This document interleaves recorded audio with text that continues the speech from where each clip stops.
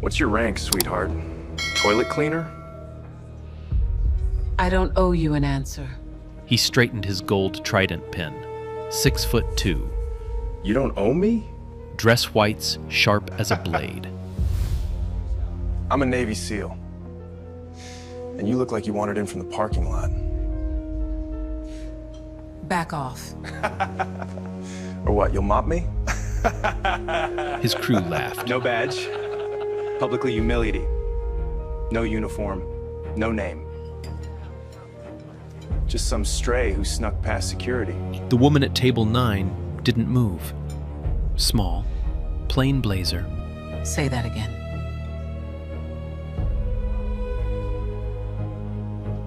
A stray. He leaned in. She said nothing, picked up her glass, drank, set it down without a sound, and looked straight through him. The room was silent.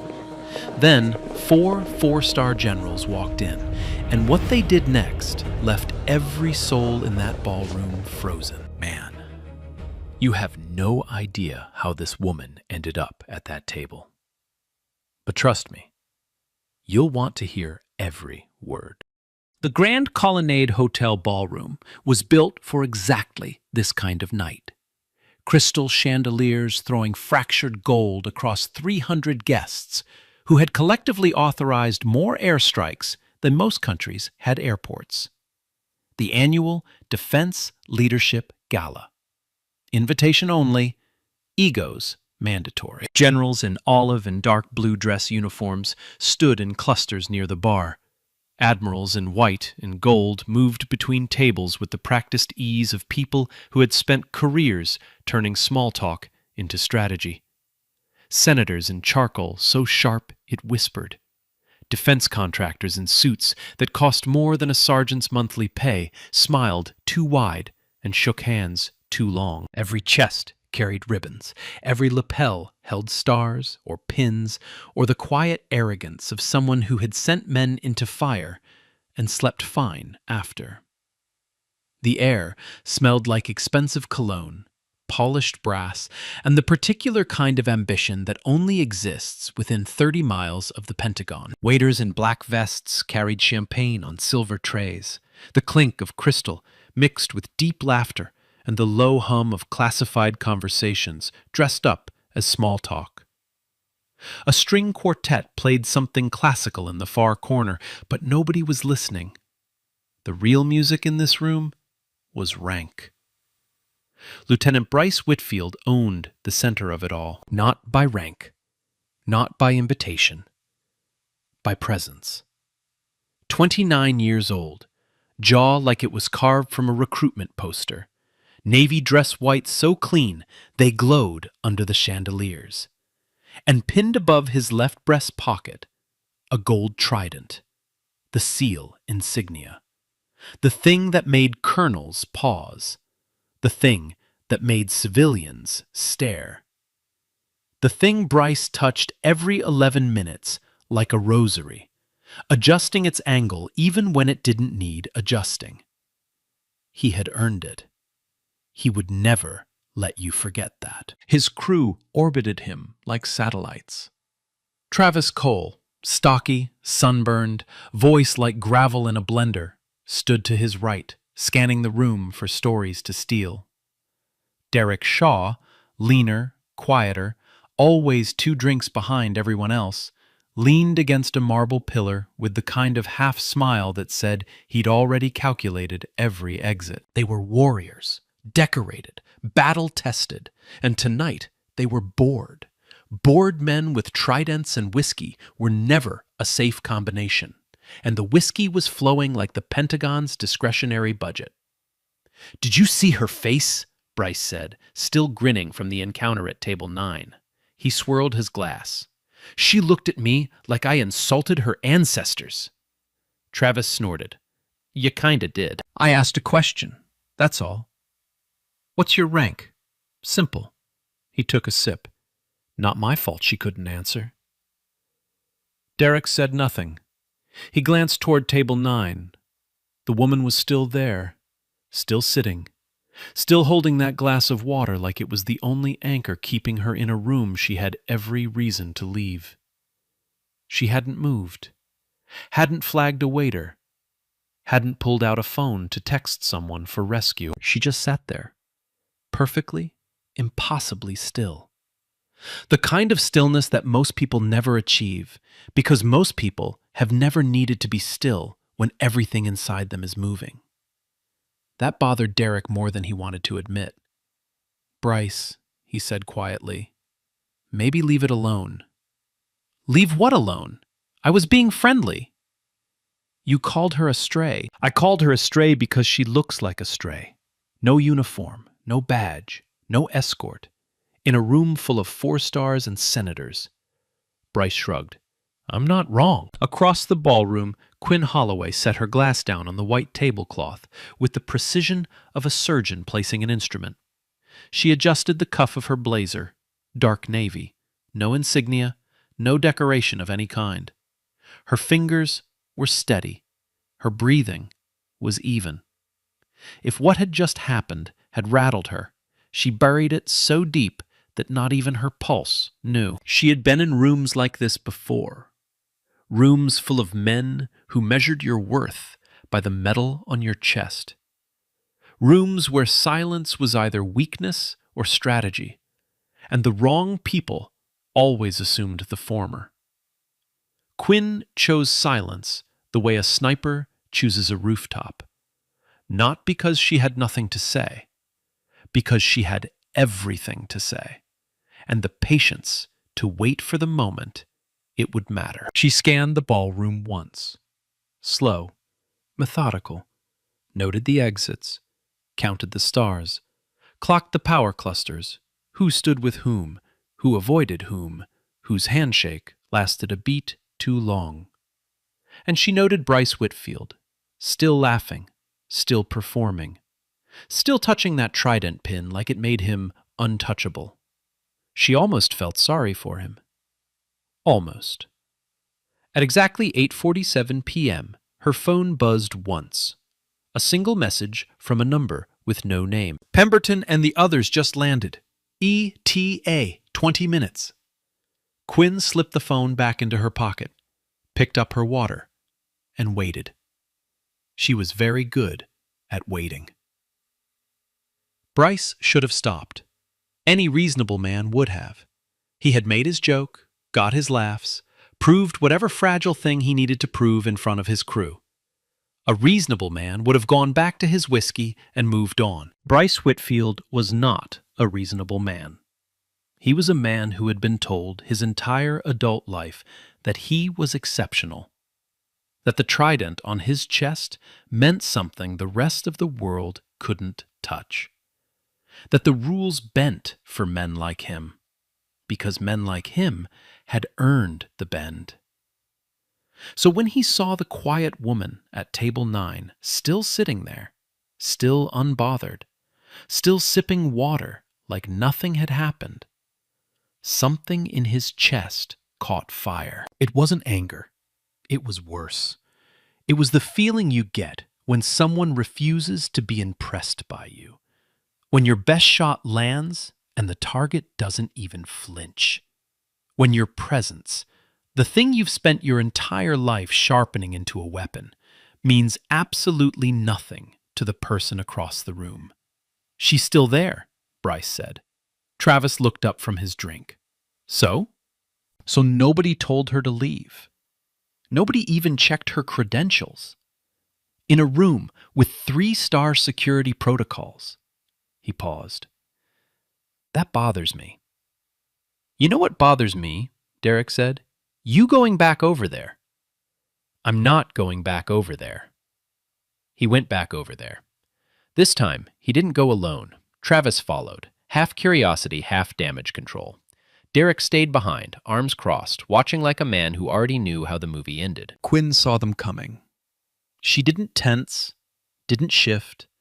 She simply moved her water glass 2 inches to the left, the way someone clears space on a desk before getting down to work. Bryce pulled out the chair across from her and sat down without asking.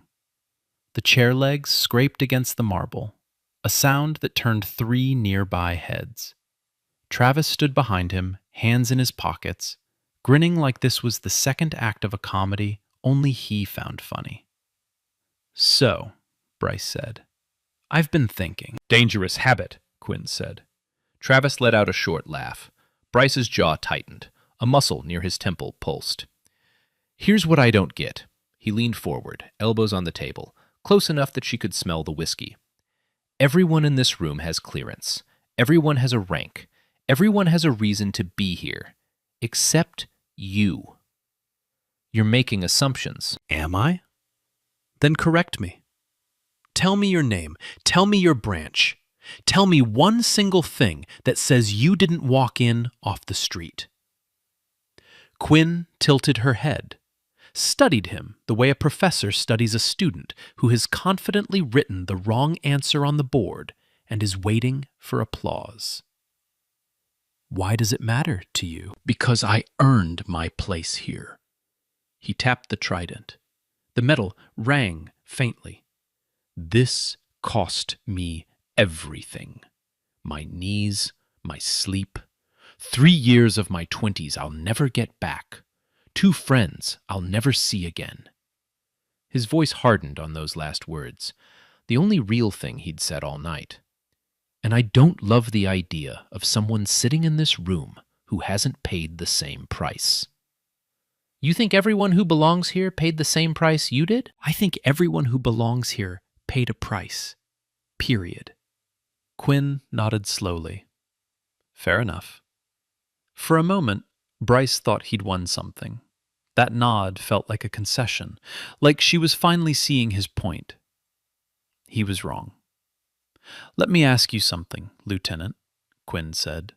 Her voice hadn't changed. Same volume, same tone, but something underneath it shifted.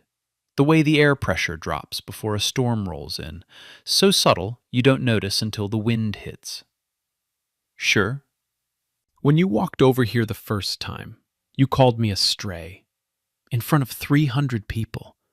You questioned whether I belonged in this room. You measured my worth by what's on my chest, or what isn't." She paused. "Do you do that to everyone? Or just the ones who don't look like you?"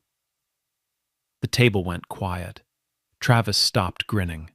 The color left his face in stages, like water draining from a sink. Bryce opened his mouth, closed it, opened it again. "That's not what It's exactly what you meant." She picked up her water. "You just didn't expect me to say it out loud." Somewhere behind them, a waiter dropped a fork. The tiny sound cracked through the silence like a gunshot. People at the nearest tables were watching now. Not obviously. Nobody turned their chairs. But conversations had dimmed. Eyes had shifted. The way a crowd watches a car accident without admitting they're looking. Bryce stood up. The chair scraped the marble floor. Louder this time, like even the furniture wanted distance from what was happening. "Listen," he said. "Lower now. Less show, more edge. I don't know who you are, but I know what I see. And what I see is someone with no credentials, no authority, and no business being at a table reserved for flag officers." Quinn looked up at him, and for the first time something flickered in her eyes. Not anger, not hurt. Something closer to pity. The kind you feel for someone about to walk off a cliff who genuinely believes they're climbing a mountain. "You should go back to your friends, Lieutenant," she said quietly, "before you make this worse than it already is." Bryce stared at her for 3 full seconds. Then he straightened his collar, turned, and walked back to his crew without another word. But his hands were shaking, and he couldn't figure out why. Colonel Raymond Voss found her on the terrace. He almost didn't recognize her at first. She was leaning against the stone railing, looking out at the Potomac like it owed her an explanation. The navy blazer, the low knot in her hair, the complete absence of anything that said authority. She could have been a college professor taking a smoke break at someone else's party. But Voss had served with Quinn Holloway for 12 years. He knew what calm looked like on her. and he knew what controlled fury looked like. Right now, she was somewhere between the two, balanced on the edge the way a coin balances on its rim before deciding which face to show. "I heard what happened in there," he said, stepping beside her. "Word travels fast. It's a room full of intelligence officers. Word is the only thing that travels." He paused. "You okay?" "I'm fine, Ray." "You're not fine. You're out here counting stars on the river, instead of in there, counting stars on chests. That's your version of not fine." A beat of silence. The river moved below them, dark and slow. Then Quinn almost smiled. Almost. "He called me a stray," she said. Voss exhaled slowly. "I heard a stray in the Grand Colonnade at the Defense Leadership Gala." She shook her head. 26 years of service, 3 combat tours, 214 missions over Afghanistan, 11 months writing policy that kept his teammates alive on deployments he'll never know about. And a 29-year-old lieutenant calls me a stray because I'm not wearing my ribbons. Voss didn't respond immediately. He had learned a long time ago that when Quinn Holloway was talking, the smartest thing you could do was let her finish. "You remember Kandahar?" she asked. "Which time?" "The first time, 2005, when we lost the convoy." He stiffened. "I remember. I pulled 3 Marines out of a burning Humvee that day. Dislocated my shoulder doing it. Burns on both hands. And when the medevac finally landed, the crew chief looked right at me, and said, 'Ma'am, the landing zone's not secure. Maybe you should let the men handle this.'" She turned to face Voss. The terrace light caught her eyes, and for a moment they looked like they were made of something harder than flesh. "I had fire on my boots, shrapnel in my arm, and a 19-year-old lance corporal bleeding out in my lap. And this kid, 6 weeks in country, wanted me to step aside because I didn't look like the person in charge." "What did you do?" "I put him in the helicopter. The lance corporal, not the crew chief." She paused. "The crew chief I dealt with later." Voss laughed, low and quiet, the kind of laugh that comes from deep, hard-earned respect, the kind that only happens between people who have shared something that can't be explained to anyone who wasn't there. "Quinn, that kid in there, Whitfield, he doesn't know who you are." Nobody in that room knows who I am tonight. That was the point. And it was. Quinn had chosen to attend the gala without her uniform, without her security detail, without the constellation of stars and ribbons that would have turned every head and made every conversation a performance of deference. She had done it on purpose, because Quinn Holloway believed something most people in power had forgotten. You learn the truth about an organization by walking through it invisible. She had been doing this for years, showing up unannounced at bases, events, ceremonies, sitting in the back, watching how people treated the person with no name tag. It was how she had uncovered a procurement scandal at Fort Campbell, how she had identified a toxic command climate at Naval Station Norfolk, how she had figured out which generals led with respect and which ones led with fear. Tonight was supposed to be another quiet observation. She hadn't planned on Bryce Whitfield. "You know his team was part of the Trident 7 deployment," Voss said carefully. Quinn nodded. "I signed the authorization myself. So technically, I'm the reason he has that pin." She looked back at the river.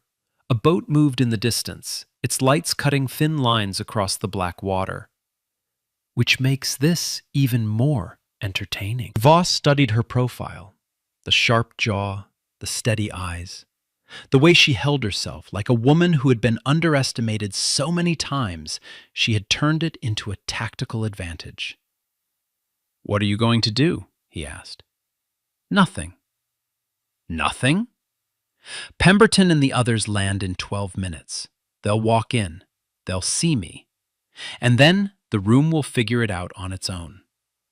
Voss raised an eyebrow. "That's not nothing. That's theater." "No," Quinn said.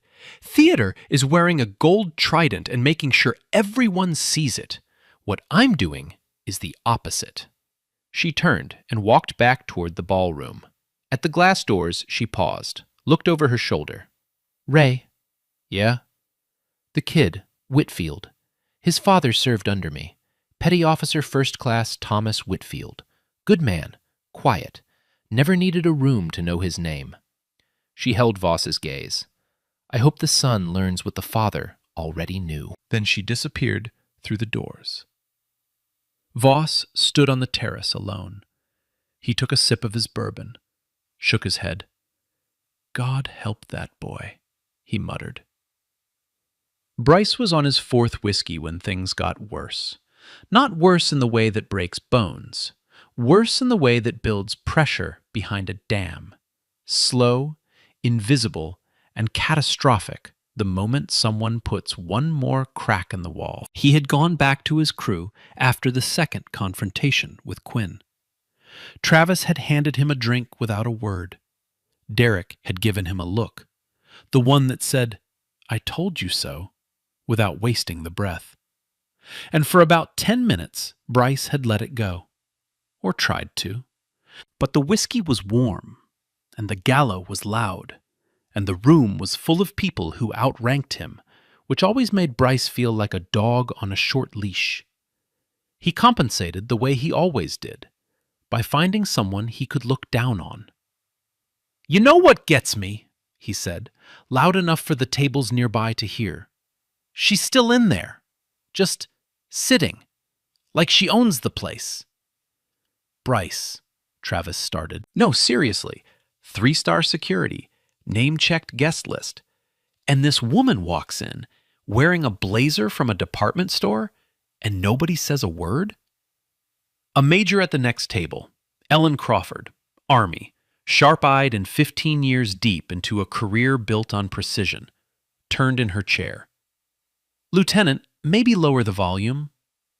"With all due respect, ma'am, I'm making a point. You're making a scene. There's a difference. And in my experience, the people who can't tell the difference are usually the ones who end up on the wrong side of a review board." Bryce blinked, but he didn't back down. Men like Bryce never back down from women who outrank them. It was, in fact, the specific blind spot that had brought him to this moment in the first place. "The difference is that I'm the only one in this room with the guts to say what everyone's thinking." Crawford's expression didn't change, but her posture did. A subtle straightening, the kind of micro-adjustment that career officers develop when they're filing something away for later. She had seen men like Bryce before, talented, dangerous, and completely blind to the moment their confidence crossed the line into self-destruction. She turned back to her table without another word. Some fires, she had learned, you let burn until the person holding the match figures out they're standing in gasoline.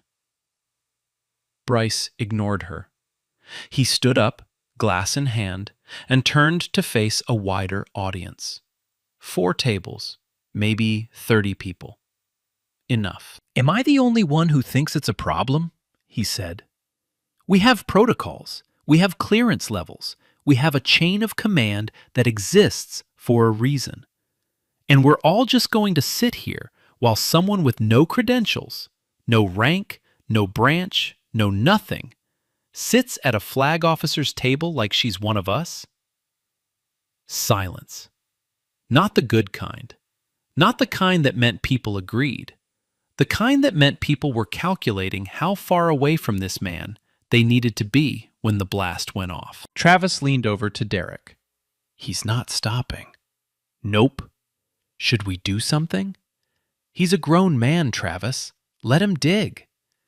And dig Bryce did. Because that was the thing about Bryce Whitfield. He wasn't wrong about security protocols. He wasn't even wrong that someone without visible credentials at a defense gala was unusual. What he was wrong about, catastrophically, irreversibly wrong about, was the conclusion he had drawn from those facts. He had looked at Quinn Holloway and seen absence. No uniform, no stars, no authority. He had measured her by the blankness of her chest and decided she was nothing. He never considered that the most powerful people in certain rooms are the ones who don't need to advertise. I served 3 deployments, he continued, voice carrying across the nearest cluster of tables. I've been shot at in 4 countries. I earned every inch of this uniform, and I refuse to pretend that everyone in this room can say the same. Travis grabbed his arm. Sit down. Get off me, Bryce. Sit down. Why? Because some woman I've never heard of might get her feelings hurt? He pulled his arm free. If she belongs here, she can prove it. If she can't, she should leave. Quinn, meanwhile, had re-entered the ballroom. She stood near the east wall, half hidden behind a pillar, watching Bryce's performance with the detached interest of someone observing a lab experiment whose hypothesis had already been confirmed. She wasn't angry. She had been angry once. Years ago, the first time a man in uniform had questioned her right to be in a room. That anger had burned hot and fast and taught her nothing except that fire without direction just burns the person holding it. What she felt now was closer to curiosity. How far would he go? How deep would he dig before he realized the hole was a grave? She checked her phone. One new message. Motorcade is 5 minutes out. 5 minutes. She slipped the phone into her pocket and allowed herself one small, private smile, the kind that never reaches the eyes, the kind that lives entirely in the muscles around the mouth and means something only the person smiling understands. 5 minutes until the room rearranged itself. 5 minutes until every assumption Bryce Whitfield had made about power, authority, and the quiet woman at table 9 came apart at the seams. A waiter passed. Quinn took a fresh glass of water from his tray. She held it up to the light for a moment, watching the chandelier refract through the liquid into tiny, scattered stars. Then she drank and waited. She was very good at waiting. Nah, hold on. Imagine you're sitting there, minding your business, and some dude with a pin on his chest walks up and calls you a stray in front of 300 people, and nobody says a word. You'd be shaking. But she smiled.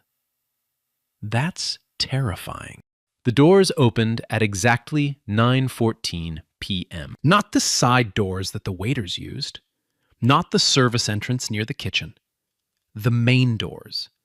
The ones with the brass handles, polished to a mirror shine, and the 2 Marine sentries who had been standing at parade rest all evening like statues carved from duty. Both Marines snapped to attention simultaneously. Their heels hit the marble floor with a crack that echoed across the ballroom like a starting pistol. Every conversation within 30 feet died mid-sentence. Glasses froze halfway to lips. A senator stopped laughing. A contractor stopped lying. The string quartet played 2 more notes before the cellist looked up and the music stumbled into silence. General Arthur Pemberton walked in first. United States Army. 4 stars. 61 years old.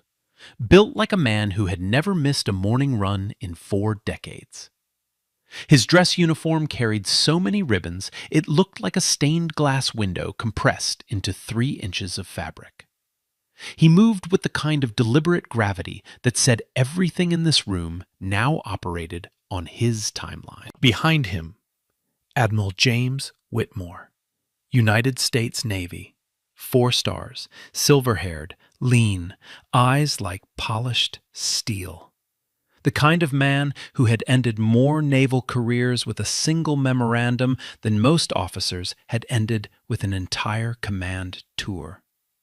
Bryce's entire chain of command, every link, every star, every signature, led back to this man.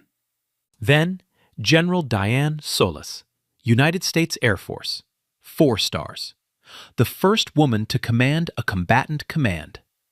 She walked like someone who had spent 30 years being the only woman in every room and had long since stopped noticing. And finally, General Craig Belmont, United States Marine Corps, 4 stars.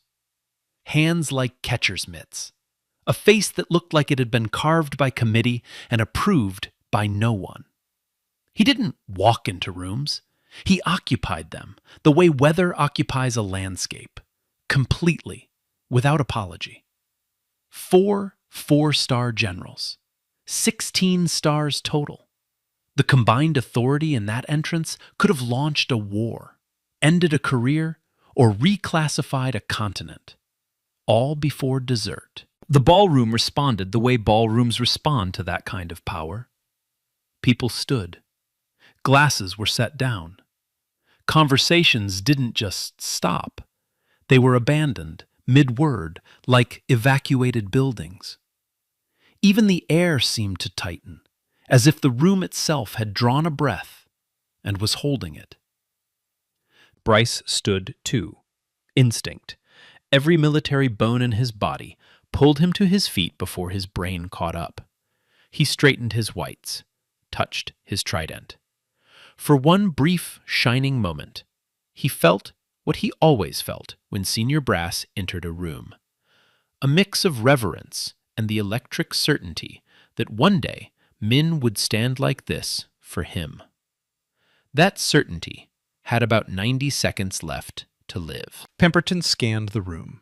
His eyes moved across the tables with the efficiency of a man who had spent his entire career reading rooms the way most people read newspapers.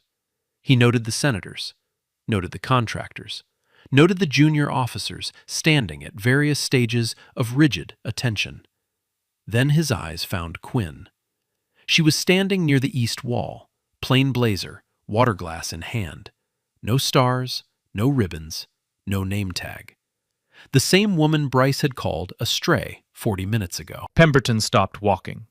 For a man who had commanded 200,000 troops across 3 theaters of war, Arthur Pemberton did not stop walking for many people. He stopped for the President. He stopped for the Secretary of Defense. And he stopped for exactly one other person. He drew himself to full height, shoulders back, chin up, and he saluted. Not the casual half salute that generals sometimes gave at social events, a full, crisp, textbook salute. The kind that enlisted men practice in boot camp until their arms ache.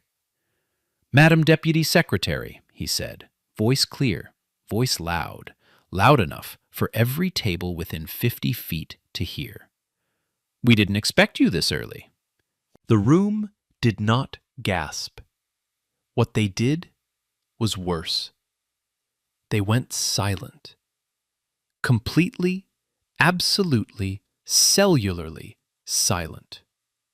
The kind of silence where you can hear the champagne bubbles popping in someone's glass 3 tables over.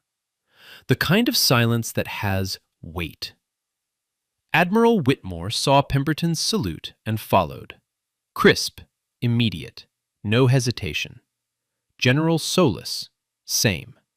General Belmont, same. 4 4-star generals, standing at attention.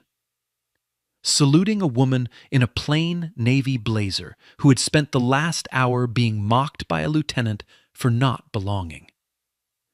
Quinn returned the salute with the practiced ease of someone who had done this 10,000 times. "At ease, gentlemen. Diane?" A small nod to Solus. "This is a gala, not a formation." They relaxed, but the damage was done. The word traveled through the ballroom like voltage through water. Deputy Secretary of Defense, Quinn Holloway, the woman at table 9, the woman with no uniform, the woman the Navy SEAL had called a stray. She was the Deputy Secretary of Defense. Third in the civilian chain of command at the Pentagon. Direct authority over every uniformed service member in the room. Direct authority over every general who had just saluted her. Direct authority over every SEAL team, every carrier group, every combat division in the United States military, including, especially, devastatingly including, Lieutenant Bryce Whitfield. Bryce didn't move. He couldn't. His body had locked in place the way bodies do when the brain receives information it cannot process. His face went white. Not pale. White. The color of paper. The color of surrender. The color of a man watching his entire identity collapse in real time. The whiskey glass in his right hand trembled. A single drop of amber liquid crested the rim and slid down the crystal onto his thumb. He didn't feel it. He couldn't feel anything except the floor opening beneath him. Travis was behind him, close enough to whisper, "Bryce." Nothing. "Bryce." Nothing. His eyes were locked on Quinn, on the generals, on the salutes, on the impossible reality of what he had done. Derek appeared at his other side. "Don't move, don't speak, don't even breathe wrong." Across the room, Quinn was shaking hands with Pemberton, exchanging words with Whitmore, smiling at something Solis said. She moved through the cluster of generals with the ease of someone walking through her own living room. She didn't look at Bryce. She didn't need to. Every person in that ballroom was already doing the math. The SEAL, the stray comment, the woman who turned out to be the second highest-ranking civilian in the entire Department of Defense. Major Ellen Crawford, still seated at her table, lifted her wine glass. She took a slow, deliberate sip, and she allowed herself the smallest, most private smile she had worn in years. She didn't say, "I told you so." She didn't need to. The room said it for her. Quinn took the podium at 9:32 p.m. She didn't rush, didn't stride. She walked to the microphone with the unhurried pace of a woman who had addressed joint committees, NATO summits, and rooms full of people who controlled nuclear arsenals. A gala ballroom was, by comparison, a Tuesday. She adjusted the microphone, looked out at 300 faces, and waited. The silence was already there. She just let it deepen. "Good evening," she said. "For those who don't know me, and apparently some of you don't, my name is Quinn Holloway, Deputy Secretary of Defense." A ripple. Not laughter, not applause, something between recognition and dread, depending on where you were sitting.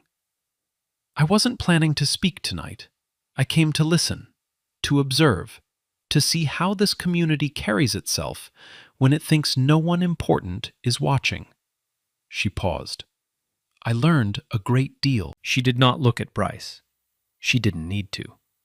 Every pair of eyes in the room was doing that job for her. "I want to talk about something simple," she continued. "Respect. Not the kind that comes from rank. Not the kind you earn in a classroom or a combat zone. The kind you give to another human being before you know their name, before you know their title, before you know whether they can do something for you or to you. Her voice was steady, warm even.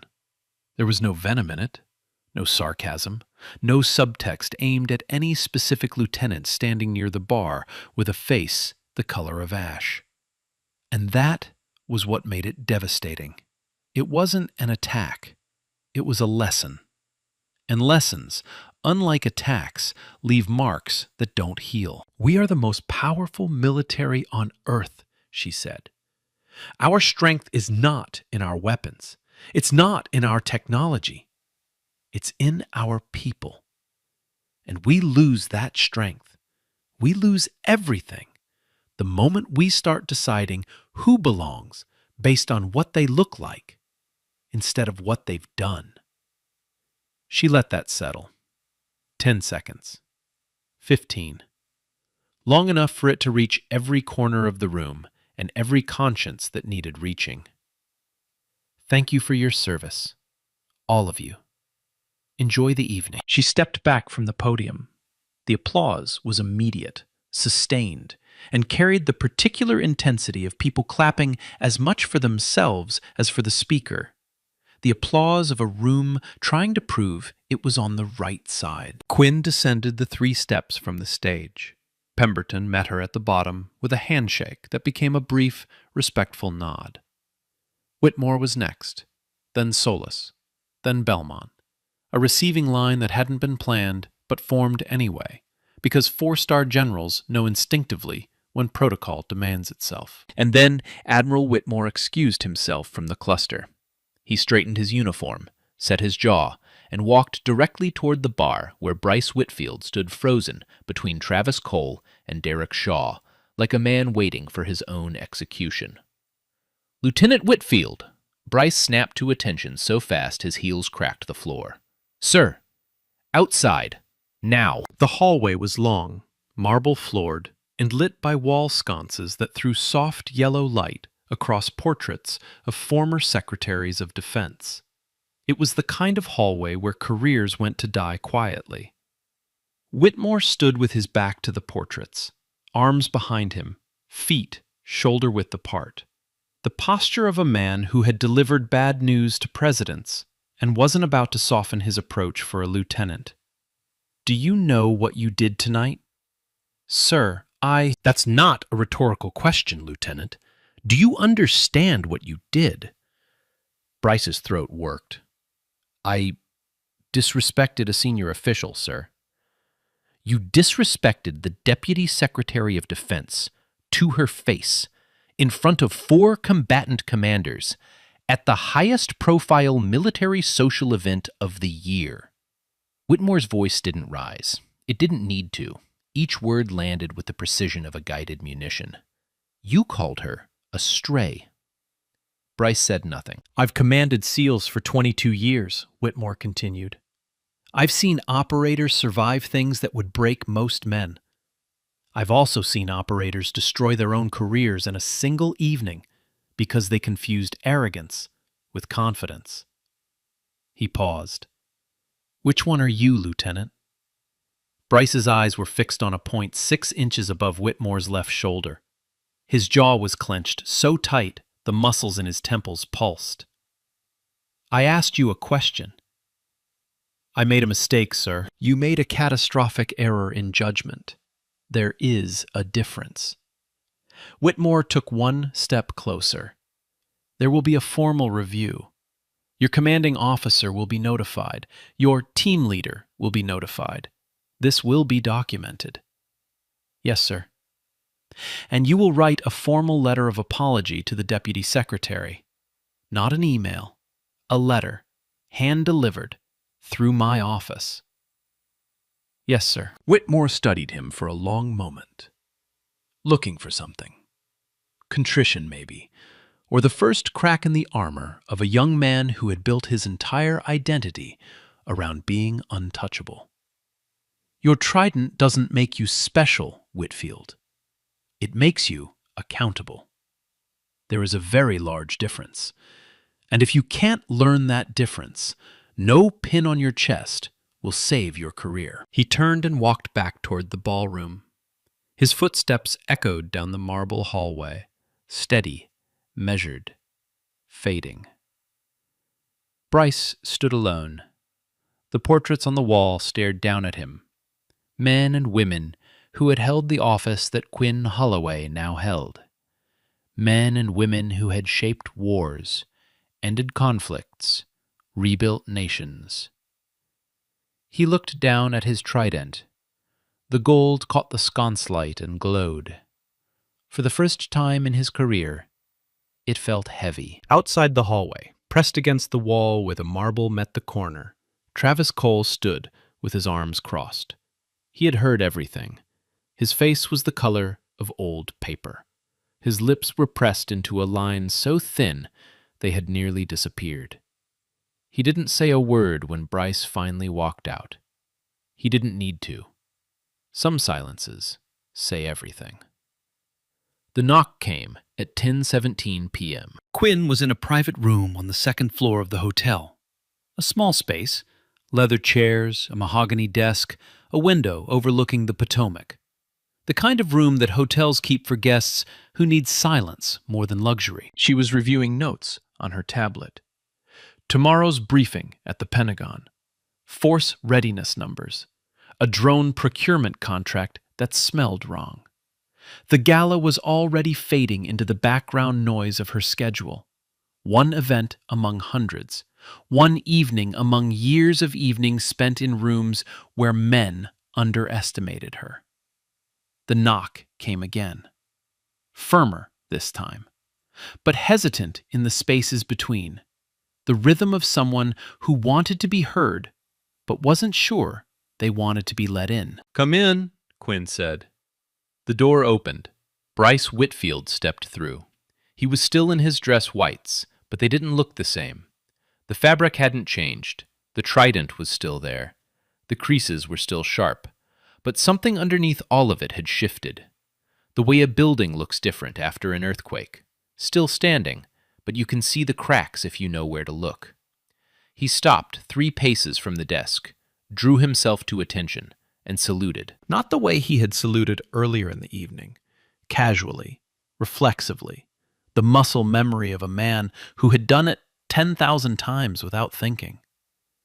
This salute was different. This one was conscious, deliberate. The salute of a man who was choosing, for the first time, to mean it. "Madam Deputy Secretary." Quinn looked at him. She didn't stand, didn't return the salute immediately. She let him hold it for 3 seconds, long enough for the weight of his arm to become the weight of everything that had happened that night. Then she returned it. "At ease, Lieutenant." He dropped his hand, but he didn't relax. His body stayed rigid. His eyes stayed fixed on the wall behind her. "Sit down, Whitfield." He sat. The leather chair creaked under him. His hands went to his knees. He gripped them hard enough to whiten his knuckles. Silence. Quinn let it stretch. She had learned, decades ago, that silence was the most effective interrogation tool ever invented. Not because it made people uncomfortable, though it did, because it made people honest. Given enough silence, most people will fill it with the truth, if only to make the quiet stop. Bryce broke at the 30-second mark. "Ma'am, I owe you an apology." "Yes, you do." "What I said tonight, at the table, in front of everyone, it was wrong. It was disrespectful. It was beneath the standard of the uniform I wear and the community I represent. And I am deeply, sincerely sorry." The words came out in a rush, rehearsed, polished, the kind of apology a man writes in his head while staring at his shoes in a hallway, editing each sentence until it sounds right. Quinn heard it. All of it. And then she did something Bryce did not expect. She ignored it. "Why did you join the Navy?" she asked. Bryce blinked. "Ma'am?" "The Navy. Why did you join?" The question knocked him sideways.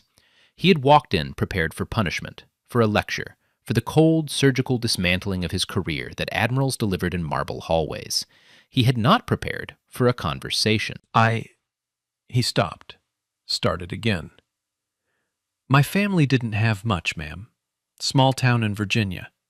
My father was enlisted. Petty officer first class. He served 20 years and came home with a bad knee and a flag in a shadow box. He paused. I wanted to be more than that. More than what? More than a man nobody noticed. The words hung in the air between them, raw, unscripted.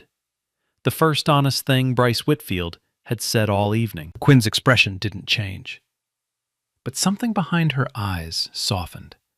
Not pity, not sympathy, but recognition. The look of someone who had heard a version of that sentence in her own voice, in her own past, in her own small town, where nobody expected her to become anything at all. Your father, she said. Thomas Whitfield. Bryce's head snapped up. You knew my father? He served under my command, 15 years ago. Naval Station Rota, Spain. He was part of my logistics support team during the Mediterranean deployment. Bryce stared. His mouth opened, closed, opened again. He was a good man, Quinn continued. Quiet. Never asked for recognition. Never needed the room to know his name to do his job. He just showed up, every day, did the work, earned the respect of everyone around him, not because of what he wore, but because of how he carried himself. She leaned forward slightly. That's the difference, Lieutenant. Your father never needed a trident to command respect. He just was respectable, quietly, consistently, without performing it for an audience. Bryce's eyes were red. Not crying, not yet, but the pressure was there, building behind the surface like water behind glass. I'm not going to destroy your career, Quinn said. Admiral Whitmore's formal review will proceed. There will be consequences. That's non-negotiable. Actions have weight, and tonight your actions were heavy. She paused. But I'm not going to request additional disciplinary action. I'm not going to make a phone call that ends your career before you've had a chance to learn from this. Why? His voice cracked on the word. Because your father earned that grace. And because I have to believe, that the son of Thomas Whitfield is capable of becoming the kind of man his father already was. She stood, extended her hand. Bryce looked at it. Then he stood, took it, and shook it. His grip was firm, but his hand trembled. One more thing, Quinn said, still holding his hand. Ma'am? Rank doesn't make you dangerous, Lieutenant. She released his hand. Silence does. Learn to use it. Bryce nodded. He couldn't speak. He turned, walked to the door, and opened it. In the doorway, he paused. Didn't look back, but his shoulders, the shoulders that had carried the weight of a trident all evening like it was a crown, straightened in a way they hadn't before. Not with arrogance, with something older, something quieter, something his father would have recognized. He stepped into the hallway and closed the door behind him. 6 months later, Bryce Whitfield stood on the deck of the USS Baton, watching the Atlantic stretch out like a gray, endless promise. He was thinner, not in a bad way, in the way men get when they stop performing and start working. The kind of weight loss that happens from the inside out. The formal review had left its mark. A letter of reprimand in his permanent file. Reassignment from his SEAL team to a support role aboard the amphibious assault ship. No demotion. Quinn had kept her word. But the lateral move carried its own gravity. Everyone who mattered knew why he was there. And everyone who didn't would find out eventually. He didn't fight it. Travis had expected him to rage, to lawyer up, to burn every bridge between Norfolk and the Pentagon. Instead, Bryce had read the paperwork, signed it, and reported to the baton without a single phone call. "You good?" Travis had asked the night before he shipped out. "No," Bryce had said, "but I will be." Aboard the ship, he was different. He listened more than he spoke, asked questions instead of giving answers. When junior sailors made mistakes, he corrected them with patience instead of performance. The men noticed within the first week. Something had shifted behind his eyes. Something quiet, something steady, something that hadn't been there before. He kept a photograph in his rack, faded at the edges. His father, Thomas Whitfield, Petty Officer First Class, standing on a pier in Spain. Next to him, a young officer, a woman. Her face was younger, her hair darker, but the posture was unmistakable. Quinn Holloway, 20 years ago. His father had never mentioned her, never dropped her name to impress anyone, never used the connection to advance his career or his son's. He had simply served, done his job, and gone home. Bryce looked at that photograph every morning, and every morning he understood his father a little better. 6 months and 4 days after the gala, Bryce sat down at a metal desk in his quarters and wrote a letter. Not the formal apology Whitmore had ordered. That was done months ago, hand-delivered through the Admiral's office as instructed. This one was voluntary. Dear Deputy Secretary Holloway, you told me that rank doesn't make you dangerous. Silence does. I've spent 6 months learning what that means. I'm not done yet, but I wanted you to know I'm listening now. Respectfully, Lieutenant Bryce Whitfield. He sealed it, addressed it, and set it on the outgoing mail stack without telling anyone. 3 weeks later, a reply arrived through official channels. No letterhead, no signature block, just a handwritten note on plain white paper. Your father would be proud. Keep going. Bryce read it once, folded it, and placed it in the frame next to the photograph from Spain. In a room full of stars and stripes, the most powerful person had worn no uniform at all. And the loudest man in the room had finally learned the value of silence. Man, imagine being so loud your whole life that you never once stopped to listen. And then one quiet woman in a plain blazer teaches you what real power sounds like. Nothing. Silence. That's it. That's the whole lesson.